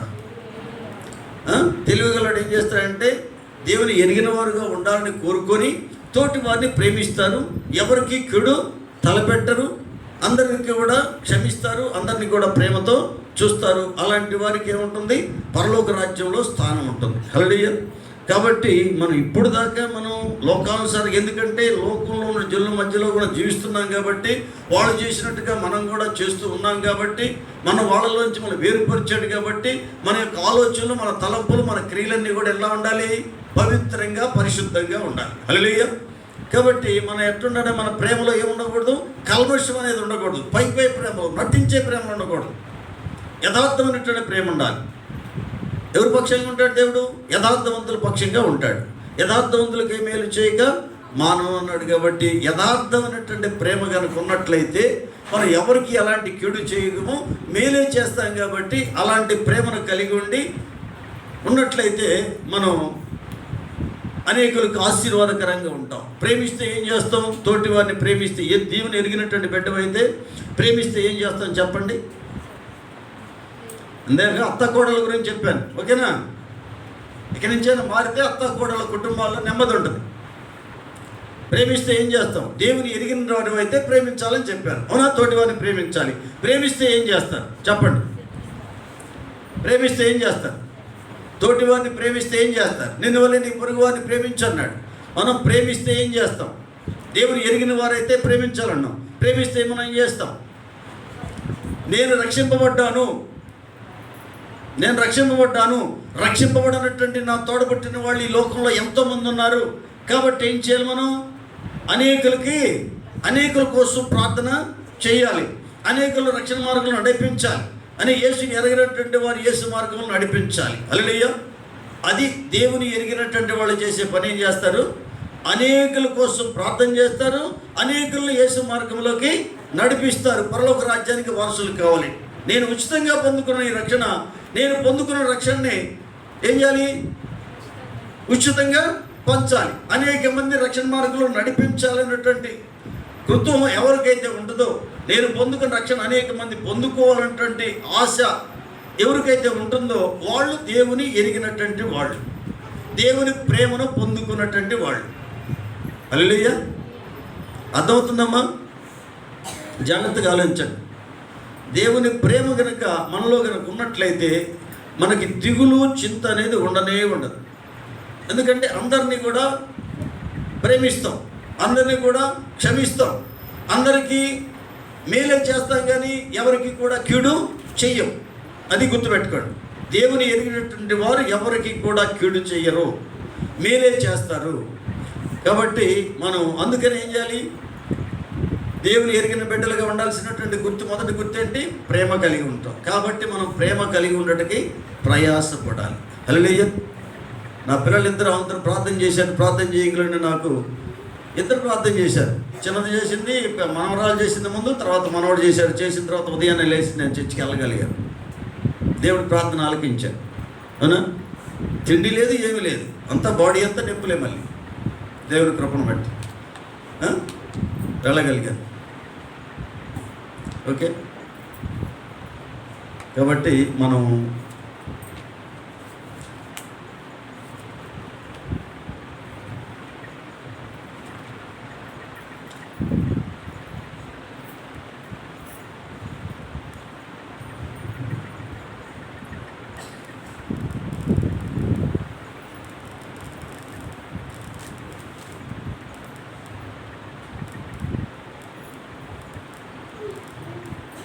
ఇంకా దేవుని ఎరిగినటువంటి వాళ్ళు ఏం చేస్తారు? ఇక్కడ పరలోకంలోకి దేవుని ఎరిగినటువంటి వారు పరలోకానికి వెళ్తారు.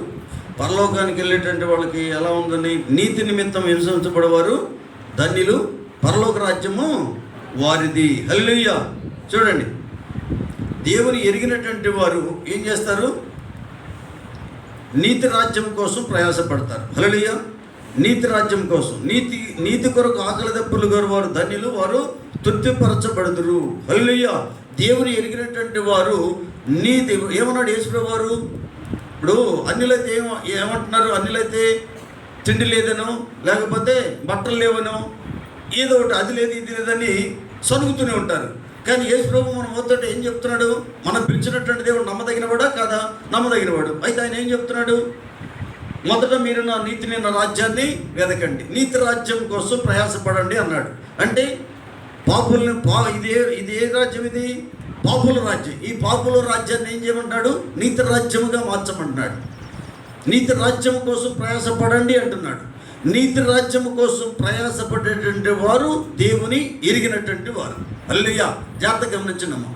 నీతి రాజ్యం కోసం ప్రయాసపడేటువంటి వాళ్ళు దేవుని ఎరిగినటువంటి వారు. వాళ్ళకి ఏమవుతుంది? పరలోక రాజ్యానికి వాళ్ళు వారసులు అవుతున్నారు. అదే కదా ఉంది ఇక్కడ. నీతి కొరకు ఆకలి దప్పులు గల వారు ధన్యులు, వారు తృప్తిపరచబడుదురు. నీతి నిమిత్తం హింసించబడు వారు ధన్యులు, పరలోక రాజ్యము వారిది. హల్లెలూయా.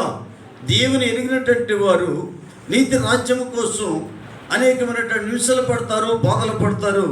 అలాంటి వారు ఏమంటారు? అలాంటి వారు ధన్యులు అని చెప్పేసి మనం ఇక్కడ చూస్తూ ఉన్నాం. హల్లెలూయా. దేవుని ఎరిగినటువంటి వారు ఏం చేస్తారంట? అనేకమైనటువంటి శ్రమలు పడతారని కూడా ఇక్కడ కనిపిస్తుంది. అలాంటప్పుడు మీరు ధన్యులు. దేవుని ఎరిగినటువంటి వారు దేవుని యొక్క రాజ్యం కోసం ప్రయాసపడతారు. అలాంటి వారు అదృష్టవంతులని ఇక్కడ లేఖనాలు సెలవిస్తూ ఉన్నాయి. చూడండి, ఒక్కసారి మనం ఎవరిని జ్ఞాపం చేసుకోవాలి దీనికోసం? నీతి రాజ్యం కోసం ప్రయాసపడినటువంటి వ్యక్తి ఎవరు? మానవుడిగా పుట్టినటువంటి వ్యక్తులు ఎవరు? యేసుప్రభువే. మనందరినీ నీతి మార్గం నడిపించడానికే కదా ఆయన మన పాపాల కోసం ఆయన రక్తం కార్చింది సిలువలో. అవునా? మరి మనం కూడా ఆయన ఎన్ని హింసలు పడ్డాడు, ఎన్ని బాధలు పడ్డాడు. అయితే ఏమన్నాడు ఇప్పుడు ఆయన? నా నిమిత్తము అన్నాడు. ఎవరన్నాడు? నా నిమిత్తము అన్నాడు. ఆయన కోసం మనం శ్రమలు అనుభవించినట్లయితే మనం ఆయన ఎరిగినటువంటి వారమి. ఆయన చెప్పిన మాటలు అబద్ధం ఏమి ఉండదు కదా. జాగ్రత్తగా గమనించండి. ఆయన చెప్పిన మాటలు అబద్ధం ఉంటుందా? నా నిమిత్తం జనులు మిమ్మల్ని నిందించి హింసించి అబద్ధముగా చెడ్డ మాటలు పలుకున్నప్పుడల్లా మీరు ధన్యులు. అప్పుడు మీరు సంతోషించండి, ఆనందించండి, పరలోకమందు మీ ఫలము అధికమగును అని ఉంది. హల్లెలూయా. మనం ఎక్కడ సంపాదించుకోవాలి? పరలోకుల ధనాన్ని సంపాదించుకోవాలి. ఎప్పుడన్నా ఈ ఆలోచన మీకు ఎప్పుడన్నా వచ్చిందా? దేవుని ఎరిగినటువంటి వారు ఈ లోకంలో సంపాదించుకోరు. ఈ లోకంలో ఉన్నటువంటి ధనం సంపాదించుకోవాలని ఆరాటపడు. జాగ్రత్తగా గమనించమ్మా. నేనైనా మీరైనా ఎవరైనా సరే. అంటే మనకేం కావాలి? మనకి ఈ లోకంలో ఉన్నప్పుడు, ఈ శరీరంతో ఉన్నప్పుడు కావాల్సిన అవసరాలు ఉన్నాయి. ఏం కావాలి? తిండి కావాలి, బట్ట కావాలి, ఉండడానికి ఏదో కొంప కావాలి. అవునా? కానీ అవి కావాలని మనల్ని పిలుచుకున్నటువంటి దేవుడికి తెలియదా? మనం సృష్టించిన తండ్రికి తెలియదా? అన్నీ తెలుసు. కాబట్టి మనం ఆయనకి తెలుసు కాబట్టి మనకేం కావాలో ఆయనకి తెలుసు. కాబట్టి ఆయన ఏమంటాడు? మీరు ముందు నా పని చేయండి. దేవుని ఎరిగినటువంటి వారు ఆయన పని చేస్తారు. ఆయన పని చేస్తే ఆయన ఏం కావాలో మనకి ఇస్తారని చెప్తున్నాడు. దేవుడు చెప్పినటువంటి దేవుడు నమ్మదగిన వాడు కదా. కాబట్టి మనం ఏం చేయాలి? ఆయన మీద నమ్మకం ఉంచాలి. మనుషులు నమ్మొద్దు. మనుషులు కదా నమ్మాల్సింది. ఎవరు నమ్మాలి? దేవుని నమ్మాలి. సృష్టికర్త దేవుడు నమ్మాలి. నమ్మి ఏం చేయాలి? ఆయన రాజ్య వ్యాప్తి కోసం ప్రయాసపడాలి. మనమేం దేనికి ప్రయాసపడుతున్నాం? మనం ఈ లోకంలో డబ్బులు సంపాదించడానికో, బంగారాలు సంపాదించడానికో వాటి కోసం ప్రయాసపడి ఉండవచ్చు. కానీ తెలివిగలవాడి లక్షణం ఏంది? నిజంగా జ్ఞానవంతుడు తెలివిగలవాడితే ఏం సంపాదించుకుంటాడు? ఇక్కడ మన దానియేలు గ్రంథంలో 12వ అధ్యాయం 3వ వచనంలో ఏముందో చూడమ్మా. దానియేలు గ్రంథం 12వ అధ్యాయం 3వ వచనంలో,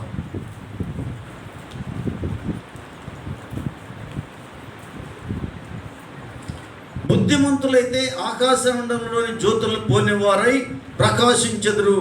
బుద్ధిమంతులైతే ఏముంది ఇక్కడ? బుద్ధిమంతులైతే ఆకాశమండలం జ్యోతులను పోలివారై ప్రకాశించుదురు.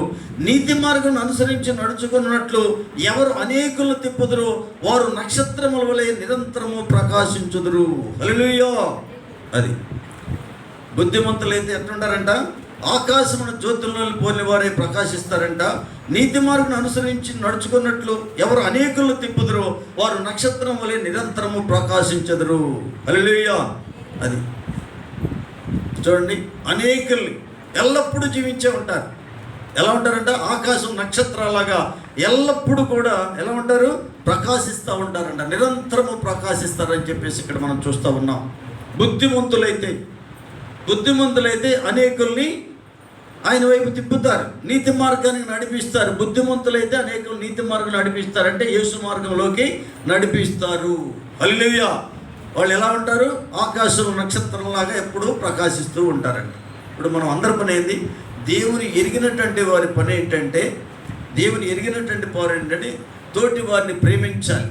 అంటే సర్వమానవాళ్ళని మనం ప్రేమించాలి. తర్వాత వాళ్ళ కోసం ప్రార్థన చేయాలి. ఆ తర్వాత ఏం చేయాలి? అనేకులకి సువార్తను ప్రకటించాలి, అనేకుల్ని యేసు మార్గం నడిపించాలి. దేవుని ఎరిగినటువంటి వాళ్ళు చేసే పని అది. అందరినీ ప్రేమిస్తారు, అందరినీ యేసు మార్గం నడిపించడానికి ప్రయాసపడతారు. హల్లెలూయా. వాళ్ళు దేవుని ఎరిగినటువంటి వాళ్ళు. లేకపోతే దేవుని ఎరిగినటువంటి వారు కాదు. దేవుని ఎరిగినటువంటి వాడు కాకపోతే పరలోక రాజ్యానికి వెళ్ళడానికి టికెట్ ఉండదు. అంతేనా? ప్రతి ఒక్కరు కూడా ఏ స్థాయికి ఆ స్థాయి. నా స్థాయికి నేను, నీ స్థాయికి నువ్వు. ఎవరికి ఇచ్చిన సామర్థ్యం వాళ్ళది. ఎవరు సామర్థ్యం కొలది వాళ్ళు ఏం చేయాలి? 5 ఇచ్చిన ఆయన 5 సంపాదించాడు, 3 ఇచ్చిన ఆయన 3 సంపాదించాడు, 2 ఇచ్చిన ఆయన 2 సంపాదించాడు. అలాగే ఎవరి సామర్థ్యం వాళ్ళది. నీ పరిసరాలు, నీకున్నటువంటి టాలెంట్ దేవుడు ఇస్తాడు. దాన్ని బట్టి ఏం చేయాలి? యేసుని గురించి మనం ప్రకటించాలి, రక్షణ సువార్తను ప్రకటించాలి, సిలువను గురించిన సువార్తను ప్రకటించాలి. ప్రకటించకపోతే ఏమన్నాడు పౌలు గారు? అయ్యో నాకు శ్రమ అన్నాడు. అయ్యో నాకు శ్రమ అన్నాడు. చూడండి అమ్మా, ఆ మహోక్తి ఏమన్నాడు? సువార్త ప్రకటించడం నాకు ఏమన్నాడు చెప్పండి? ప్రకటించకపోతే నాకు శ్రమ అన్నాడమ్మా. ఆయన అన్నమాట మనం జ్ఞాపకం చేసుకోండి. అంటే మనకి యేసుని ఎరిగినటువంటి వ్యక్తి కాబట్టి సువార్తను ప్రకటించకపోతే నాకు శ్రమ అన్నాడు. యేసు ఎవరు? లోకరక్షకుడు కాబట్టి లోకంలో ఉన్నటువంటి జనులందరూ రక్షించిన లోకరక్షకుడు కాబట్టి అందరూ కూడా నరక బాధ నుంచి తప్పించబడాలని ఆయన లోకరక్షకుడైనట్టు యేసుక్రీస్తు ప్రభువారు ఈ లోకానికి వచ్చి ఆయన రక్తాన్ని కాచాడు, అందరి యొక్క పాప వివేచన కోసం కాచాడని చెప్పేసి మనం తెలుసుకున్నాం. కాబట్టి తెలియనటువంటి వారికి, రక్షణ లేనటువంటి వారికి, యేసుని తెలియనటువంటి వారికి తెలియజెప్పాల్సిన బాధ్యత మనకి ఉన్నది. హల్లెలూయా. ఉంటే వాళ్ళు కూడా ఏమవుతారు? రక్షణ మార్గంలోకి వస్తారన్నమాట. కాబట్టి దేవుని ఎరిగినటువంటి వారు చేయాల్సిన పని ఏంటి?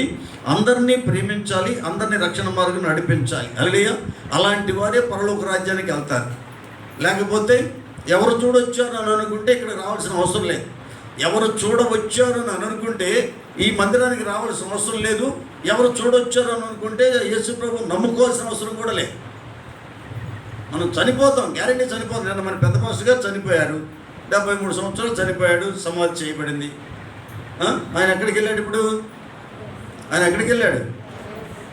పరలోకానికి వెళ్ళాడు. మహిమ రాజ్యానికి, మహిమలోకి వెళ్ళిపోతున్నాడు. అవునా? ఎందుకంటే వాళ్ళు ఏం చేశారు? తినడానికి తిండి లేనటువంటి పరిస్థితుల్లో కూడా 8 మంది పిల్లలు ఉన్నారు. వాళ్ళు ఏం చేశారు తెలుసా? ఎన్ని సంఘాలు కట్టాడు, చెప్పలేని సంఘాలు కట్టాడు. ఆ ఏరియాలో ఎంతోమందికి రక్షణ మనం నడిపించారు. వాళ్ళ తండ్రి గారు, తర్వాత ఈయన ఎంతోమంది చిన్న పూరుగుడు చేసుకున్నారు, అలాగే చిన్న పూరుగుడు చేసుకున్నారు. అక్కడ పూరుగుడు చేసుకొని పిల్లలతోటి వాళ్ళు అనేక ప్రాంతాలు, అనేక ఊళ్ళు తిరిగి ఈ రోజున అనేక మంది రక్షణ మనం నడిపించారు. ఆ ఏరియాలో అంతా కమ్మవాళ్ళే ఉంటారు. వాళ్ళందరినీ కూడా ఎంతోమంది నడిపించారు, దేవుని మార్గంలో నడిపించారు, నీతి మార్గంలో అనేక మంది నడిపించారు. అవునా? దేవుని మాట ప్రకారం నడిపించి ఆయన పని పూర్తి చేసుకున్నాడు. ఆయన వచ్చిన పని పూర్తి అయిపోయింది. ఎక్కడ తీసుకెళ్ళాడు? దేవుడు ఆయన మహిమలోకి తీసుకువెళ్ళాడు. హల్లెలూయా! పరలోక రాజ్యానికి వారసుడయ్యాడు. కాబట్టి దేవుని ఎరిగినటువంటి వారు ఏం చేయాలి? దేవుని ఎరిగినటువంటి వారు లోకంలో అందరి మీద ప్రేమను చూపించాలి. అందరినీ రక్షణ మార్గం నడిపించడానికి మనం ప్రయాసపడాలి. హల్లెలూయా! అలాంటి వారు దేవుని ఎరిగినటువంటి వారు. ఓకేనా? అంటే అందుకనే చెప్పింది. అందుకనే మనకి ఇప్పుడు దాకా మనకు ప్రేమించడం చేత కాకపోతే అందుకనే బైబిల్లో చెప్పిన మాట ఏంది?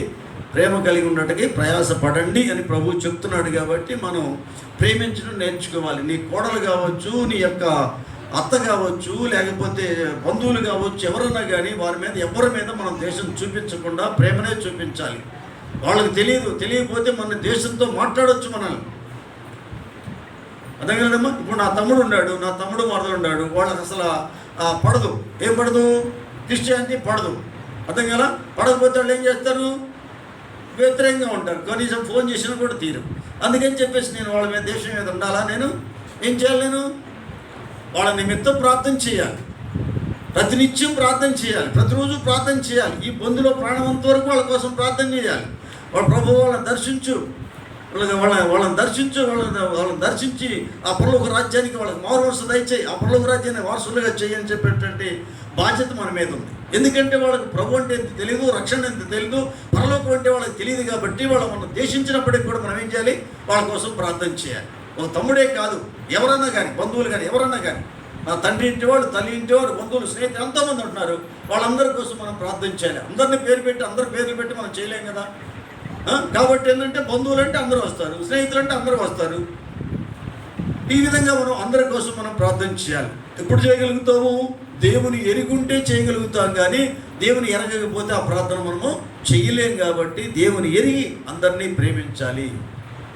మీరు ఓర్చుకోండి. ఎవరన్నా మిమ్మల్ని దూషించే వాళ్ళు ఉంటే ఓర్చుకొని వాళ్ళతో మంచిగా మాట్లాడి నేర్చుకోండి. అందుకనే ముఖ్యంగా ఫస్ట్ స్టార్టింగ్ అత్తలు కోడళ్ళతో రావాలి. ఇది అవునా కదమ్మా? ఆలోచించండి. నా కోళ్ళది అట్టదనేమో, నా కోళ్ళు అట్టాడిది అంటదేమో అత్త అంటది, నా అత్త ఎట్టాడిదనేమో అత్తకి కోళ్ళు అంటది. ఈ విధంగా ఒకరి మీద ఒకరు ద్వేషాలు పెట్టుకుంటూ ఉంటారు. అవునా కదా? అవి కనుక ఎవరో ఒకరు తగ్గేసి ప్రేమగా చూసుకోవడం మొదలు పెడితే ఆ కుటుంబంలో ఏమొస్తుంది? ఇంకెవరు ఉంటారు మనకి? మన ఆదరించే వాళ్ళు ఎవరు? మన పిల్లలు కాదు, మన బయట వాళ్ళు ఆదరిస్తారా? కాదు కదా. మన పిల్లలే మనం ఆదరించకపోతే బయట వాళ్ళు ఎలా ఆదరిస్తారు? కాబట్టి వాళ్ళతోటి మనం ఏం చేయాలి? ప్రేమించాలి. ఓర్పు సహనంతో మనం వాళ్ళని ప్రేమించాలి. ప్రేమించినప్పుడు కొంతకాలం మనం ప్రేమిస్తే ఆ తర్వాత తిరిగి నా అత్త మంచిది, నా కోడలు మంచిది అని ఒకరినొకరు చెప్పుకుంటారు. అమ్మో మొన్నదాకా ఎట్టుండారు, కుక్కలు వీకున్నారు, ఇవాళ మంచిగా ఉన్నారని చెప్పేసి మాట్లాడతారు. ఓకేనా? కాబట్టి దేవుని ఎరిగిన వాళ్ళు ఏం చేస్తారు? ఇప్పుడు నేర్చుకోవాల్సింది ప్రేమించడం నేర్చుకోవాలి. హల్లెలూయా! ప్రేమ సమస్తమైన దోషాల్ని కప్పుతుంది. అంతేనా? ప్రేమిస్తే ఏమవుతుంది? సమస్త దోషాలని కప్పివేస్తే మనం ప్రేమించడం నేర్చుకుంటే మనకున్నటువంటి పాప దోషాలన్నీ కూడా పటాపంచలైపోతాయి అన్న. హల్లెలూయా! మంచిదా చెడ్డదా మీది?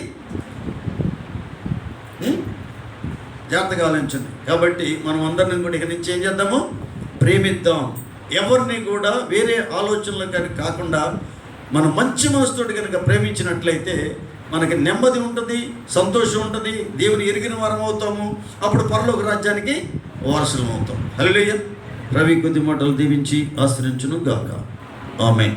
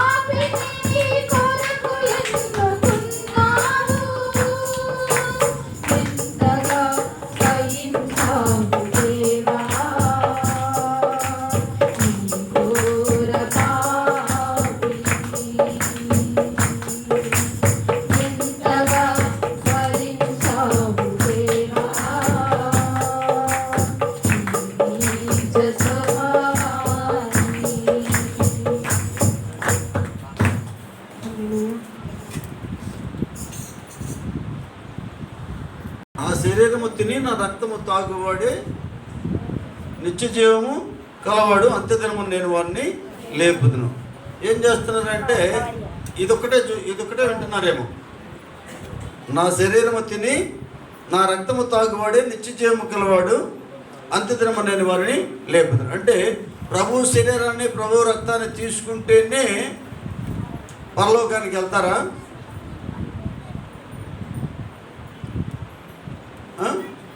ఆలోచించండి.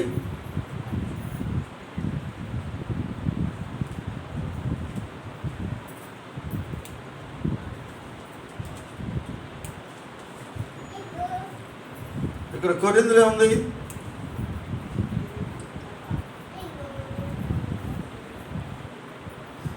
మీరు రొట్టెని పాత్రలను తాగినప్పుడల్లా ప్రభు వచ్చి ఆయన మరణమును ప్రచురించుదురు. కాబట్టి ఎవడు అయోగ్యముగా ప్రభు యొక్క రొట్టెను తిన్నో లేక ఆయన పాత్రను తాగునో వాడు ప్రభు యొక్క శరీరముకొచ్చి రక్తముకొచ్చి అపరాధి అగును. కాబట్టి తను తాను పరీక్షించుకునేవాళ్ళు. అయోగ్యంగా తీసుకుంటే ఏమవుతుంది? అపరాధి అవుతాడు. ఏదో నెలకొకసారి వచ్చేసి సహవాసం తీసుకుంటే అపరాధులుగా నిలబడతారు.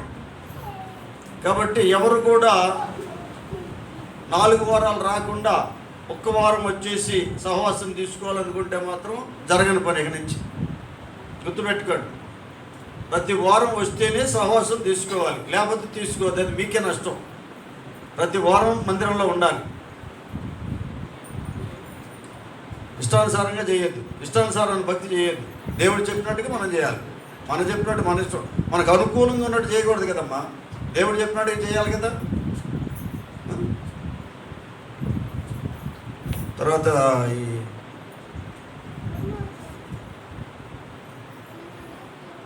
బైబిల్ క్లాస్ అయితే వస్తున్నారా? దూరంగా ఉంటే అవునన్నా తోడు తీసుకుని రండి. వారానికి ఒక్క రోజే కదమ్మా, ఒక 2 గంటల సేపు. ఇంకా కొత్త కొత్త విషయాలు కూడా మీరు నేర్చుకుంటారు కాబట్టి రావడానికి ప్రయత్నం చేయండి. నిర్లక్ష్యంగా ఉండబోకండి. ఊరికే ఇప్పుడు ఫీజులు కట్టి మీరు జాతర లేదు కదా. ఫీజులు లేకుండా ఫ్రీగా చెప్తూ ఉన్నప్పుడు మీరు అవకాశాన్ని ఉపయోగించుకోవాలి కదా. ఆయన ఎక్కడి నుంచో దూరం నుంచి వస్తున్నాడు. ఆయన ఆశ కొద్దిలి కొంతమందికి ఇంకా నేను నేర్పాలనేటువంటి ఆశ అతను పొంది దేవుని పని చేయాలని ఆశ ఉంది కాబట్టి అతను అంత దూరం నుంచి వస్తున్నాడు ప్రయాసపడి. మీరు మనకు దగ్గర ఉన్న దాన్ని ఉపయోగించుకోవట్లేదు.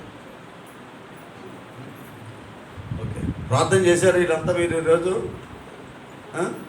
ప్రార్థన చేశారంటే పాస్టర్ గారు భలే అయ్యా, పాస్టర్ గారికి ఏం తెలియదట్టుంది. ప్రార్థన చేయకుండా ఎట్లా తింటాం? కచ్చ ముందు పెట్టుకుంటారు కదా, పళ్ళెం ముందు పెట్టుకున్నప్పుడు ప్రార్థన చేయకుండా తినొద్దు అని చెప్పాను కదా.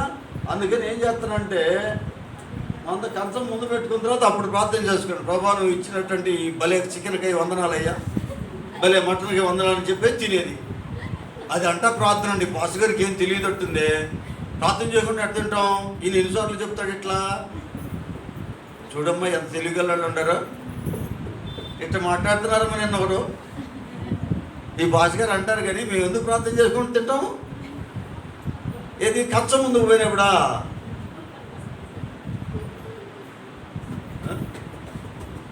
దేవుడు ప్రేమించేవాళ్ళు ఏం చేస్తారు? అందరి కోసం లేచి చీకటితో లేచి ప్రార్థన చేస్తారు. అది నేర్చుకోండి. ఓకే,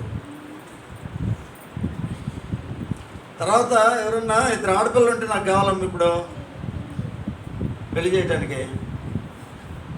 2 మగపిల్లలు ఉన్నారు, 2 ఆడపిల్లలు పెళ్లి, 2 మగపిల్లలు పెళ్లి చేయాలి, 2 ఆడపిల్లలు కావాలి నాకు అర్జెంటుగా. ఏమైనా ఉంటే నాకు చెప్పండి. మీ పోబడి చెప్పండి. నేను ఎదుగుతున్నట్టు మీరు కూడా ఎత్తకండి, ఎత్తి చెప్పండి. ప్రార్థన చేసుకుందాం.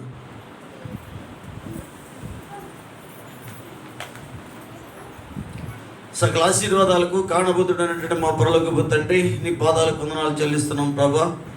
ఇదిగో నేను ఈ యొక్క మధ్యాహ్న కాలపు ఆరాధనలో తోడుగా ఉండి, పాటల్లో ప్రార్థనలో వాక్యంలో తోడుగా ఉండి నీ నామానికి మహిమ తెచ్చుకున్నందుకే, ఘనత తెచ్చుకున్నందుకే నీకే కోట్లాది వందనాలు చెల్లిస్తున్న స్తోత్రాలు ప్రభా. అయ్యా స్తోత్రాలు. ఇదిగోనైనా ప్రభా, ఇదిగోనైనా ఈరోజునైనా ప్రభా, అదిగో దేవుని ప్రేమించే విషయంలో దేవుని ఎరిగినటువంటి వారు ఎవరు అని చెప్పేసి నాయన ప్రభా చూస్తున్న ప్రేమ లేని వాడైతే దేవుని ఎరగడంటున్నావు కనుక ప్రభా, ఇదిగో నైనా సంఘంలో ఎవరు కూడా దేవుని ఎరగని వారు ఉండకూడదు నాయన. అందరూ కూడా ప్రభా ఇది మొదలుకొని ప్రభా దేవుని ఎరిగిన బిడ్డలుగా ప్రభా, తోటి వారిని ప్రేమించే బిడ్డలుగా చేయమని వేడుకుంటున్నాం ప్రభా. ప్రేమ కలిగి ఉన్నట్టుకు ప్రయాసపడం ఉన్నావు కనుక నాయన బిడ్డలందరూ కూడా తోటి వారిని ప్రేమించే మనసును దయచేయి ప్రభా. ఎందుకంటే ప్రభా నీ ప్రేమతో మమ్మల్ని సృష్టించావు కనుక నాయన ప్రభా, నీ స్వరూపంలో మమ్మల్ని సృష్టించావు కనుక నాయన తోటి వారిని ప్రేమించడానికి నాయన నీ కృపను మాకు దయచేయి ప్రభా. మేము ఇంకా లోకానుసారంగా జీవించేవారం కాకుండా ప్రభా, నీ చిత్తానుసారంగా ప్రభా, నీ ప్రేమను ప్రభా మేము బయలుపరిచేవారంగా చేయుటకు నీ కృప దయచేయని వేడుకుంటున్నాం ప్రభా. సహాయం చేయనైనా కూడి వచ్చిన బిడ్డలందరినీ కూడా జ్ఞాపకం చేసుకోమని వేడుకుంటున్నాను ప్రభా. అయ్యా స్తోత్రాలైనా ప్రార్థనాత్మ లేనటువంటి బిడ్డలకి ప్రార్థనాత్మం దయచేయని వేడుకుంటున్నాను ప్రభా. అయ్యా అనారోగ్యంతో ఉన్న బిడ్డలు ముట్టి స్వస్థపరిచే బలపరిచి మంచి ఆరోగ్యాన్ని, శక్తిని, బలాన్ని కలుగుజేయని వేడుకుంటున్నాను ప్రభా. సమాధానం లేని కుటుంబాల్లో సమాధానం దయచేయని వేడుకుంటున్నాను ప్రభా. అయ్యా నీ పాదాలకు వందనాలయ్యా, స్తోత్రాలు అయినా. అయ్యా చెదిరిన కుటుంబాలను తిరిగి కట్టమని వేడుకుంటున్నాను ప్రభా. దేవుడు జతపరిచిన వారిని ఎవరు వేరు చేయకూడదన్నారు కనుక నాయన అయ్యా చెదిరిన కుటుంబాలను తిరిగి కట్టమని వేడుకుంటున్నాను ప్రభా. అయ్యా స్తోత్రం సహాయం చేయను. ఎందుకంటే నరుడు ఒంటరిగా ఉండటం మంచిది కాదనే కదా ప్రభా. అయ్యా వివాహ వ్యవస్థను ఏర్పాటు చేసింది కనుక ఆ చెదిరిన కుటుంబాలను తిరిగి కట్టమని వేడుకుంటున్నాను ప్రభా. అయ్యా స్తోత్రాన్ని సహాయం చేయి ప్రభా. ఇదిగోనైనా ప్రభా, చేతి పనులు లేని బిడ్డలకు చేతి పనులు దయచేయను అయినా. ఉద్యోగం లేని బిడ్డలకు ఉద్యోగాలు దయచేయని వేడుకుంటున్నాను ప్రభా. అప్పుల భారంతో ఉన్న బిడ్డలు అప్పుల భారం నుంచి విడిపించమని వేడుకుంటున్నాను ప్రభా. అయ్యా నీ పాదాలకు వందనాలు అయ్యా, స్తోత్రాలు ప్రభా. సహాయకుడ సహాయం చేయనైనా. ఇదిగోనైనా ప్రభా, అయ్యా గర్భఫలం కోసం కన్నీరు కాచే బిడ్డలకు గర్భాలను దయచేయని వేడుకుంటున్నాను ప్రభా. అయ్యా అదిగో గర్భిణీ స్త్రీలకు నేను మంచి ఆరోగ్యాన్ని, శుభ్రసం దయచేసి తల్లి బిడ్డలకి క్షేమాభివృద్ధిని కలుగజేయని వేడుకుంటున్నాను ప్రభా. అయ్యా స్తోత్రం సహాయం చేయనైనా. ఇదిగో నేను వివాహం కావాల్సిన బిడ్డలు ఉన్నారు ప్రభా. వారికి సాటి అయిన సహాయాన్ని దయచేసి పరిశుద్ధ వివాహం జరగడానికి సహాయం చేయని వేడుకుంటున్నాను ప్రభా. అయ్యా స్తోత్రాలు నైనా. ఇదిగో నేను చదువుతున్న బిడ్డలు ఉన్నారు ప్రభా. వారి చదువుల్లో వర్ధల చేయని వేడుకుంటున్నాను ప్రభా. ఉన్నతమైన చదువులు చదివి నీ నామం మహిమ ఘనత జీవించే బిడ్డలుగా, అనేకులకు ఆశీర్వాదకరమైన బిడ్డలుగా చేయని వేడుకుంటున్నాను ప్రభా. సహాయం చేయనైనా. కూడి వచ్చిన బిడ్డలందరూ కూడా నిండారులుగా దీవించి ఆశీర్వించును ఆయన. ఇదిగో నేను కొత్త తెల్ల తేవరపల్లిలో ప్రభా గ్రామ ప్రజలందరికీ కూడా దర్శించమని వేడుకుంటున్నాను ప్రభా. ఆ కొత్త తెల్ల తేవరపల్లి గ్రామ ప్రజలందరికీ కూడా పశ్చాత్తాపోదయం కలుగు చేసి నాయన ప్రభా. అయ్యా నీ వైపు చూసి నాయన పశ్చాత్తాపంతో ప్రభా నీ పాదాలు పట్టుకుని వేడుకునేలాగా ప్రభా, నడుము కొట్టుకుని మందిర నిర్మాణానికి సహకరించేలాగా ప్రభు నీ ఆత్మకార్యం జరిపించు ప్రభా. అయ్యా స్తోత్రాలు ఆయన. అదిగో అక్కడ నీ నామ మహిమ ఘనమైనటువంటి బేతేలు ప్రాంతం నిర్మించబడాలి ప్రభా. అయ్యా స్తోత్రాలు ప్రభా. అంతేకాదు నాయన తెలంగాణ రాష్ట్ర ప్రజలందరికీ కూడా ప్రార్థనా మందిరముగా, రక్షణ మందిరముగా, ఆశీర్వాదకర మందిరముగా వర్ధలు చేసి ప్రభా నీ నామానికి మహిమ తెచ్చుకోమని, ఘనత తెచ్చుకోమని యేసయ్య నామమున అడిగి వేడుకొంచున్నాము తండ్రి, ఆమేన్. ప్రభు అయిన యేసుక్రీస్తు కృపయు, దేవుని ప్రేమయు, పరిశుద్ధాత్మ యొక్క నేను సహవాసమును ఇప్పుడును ఎల్లప్పుడును కూడిన మనందరికీ సకల పరిశుద్ధులకును తోడైండును గాక, ఆమేన్. అందరికి వందనాలు.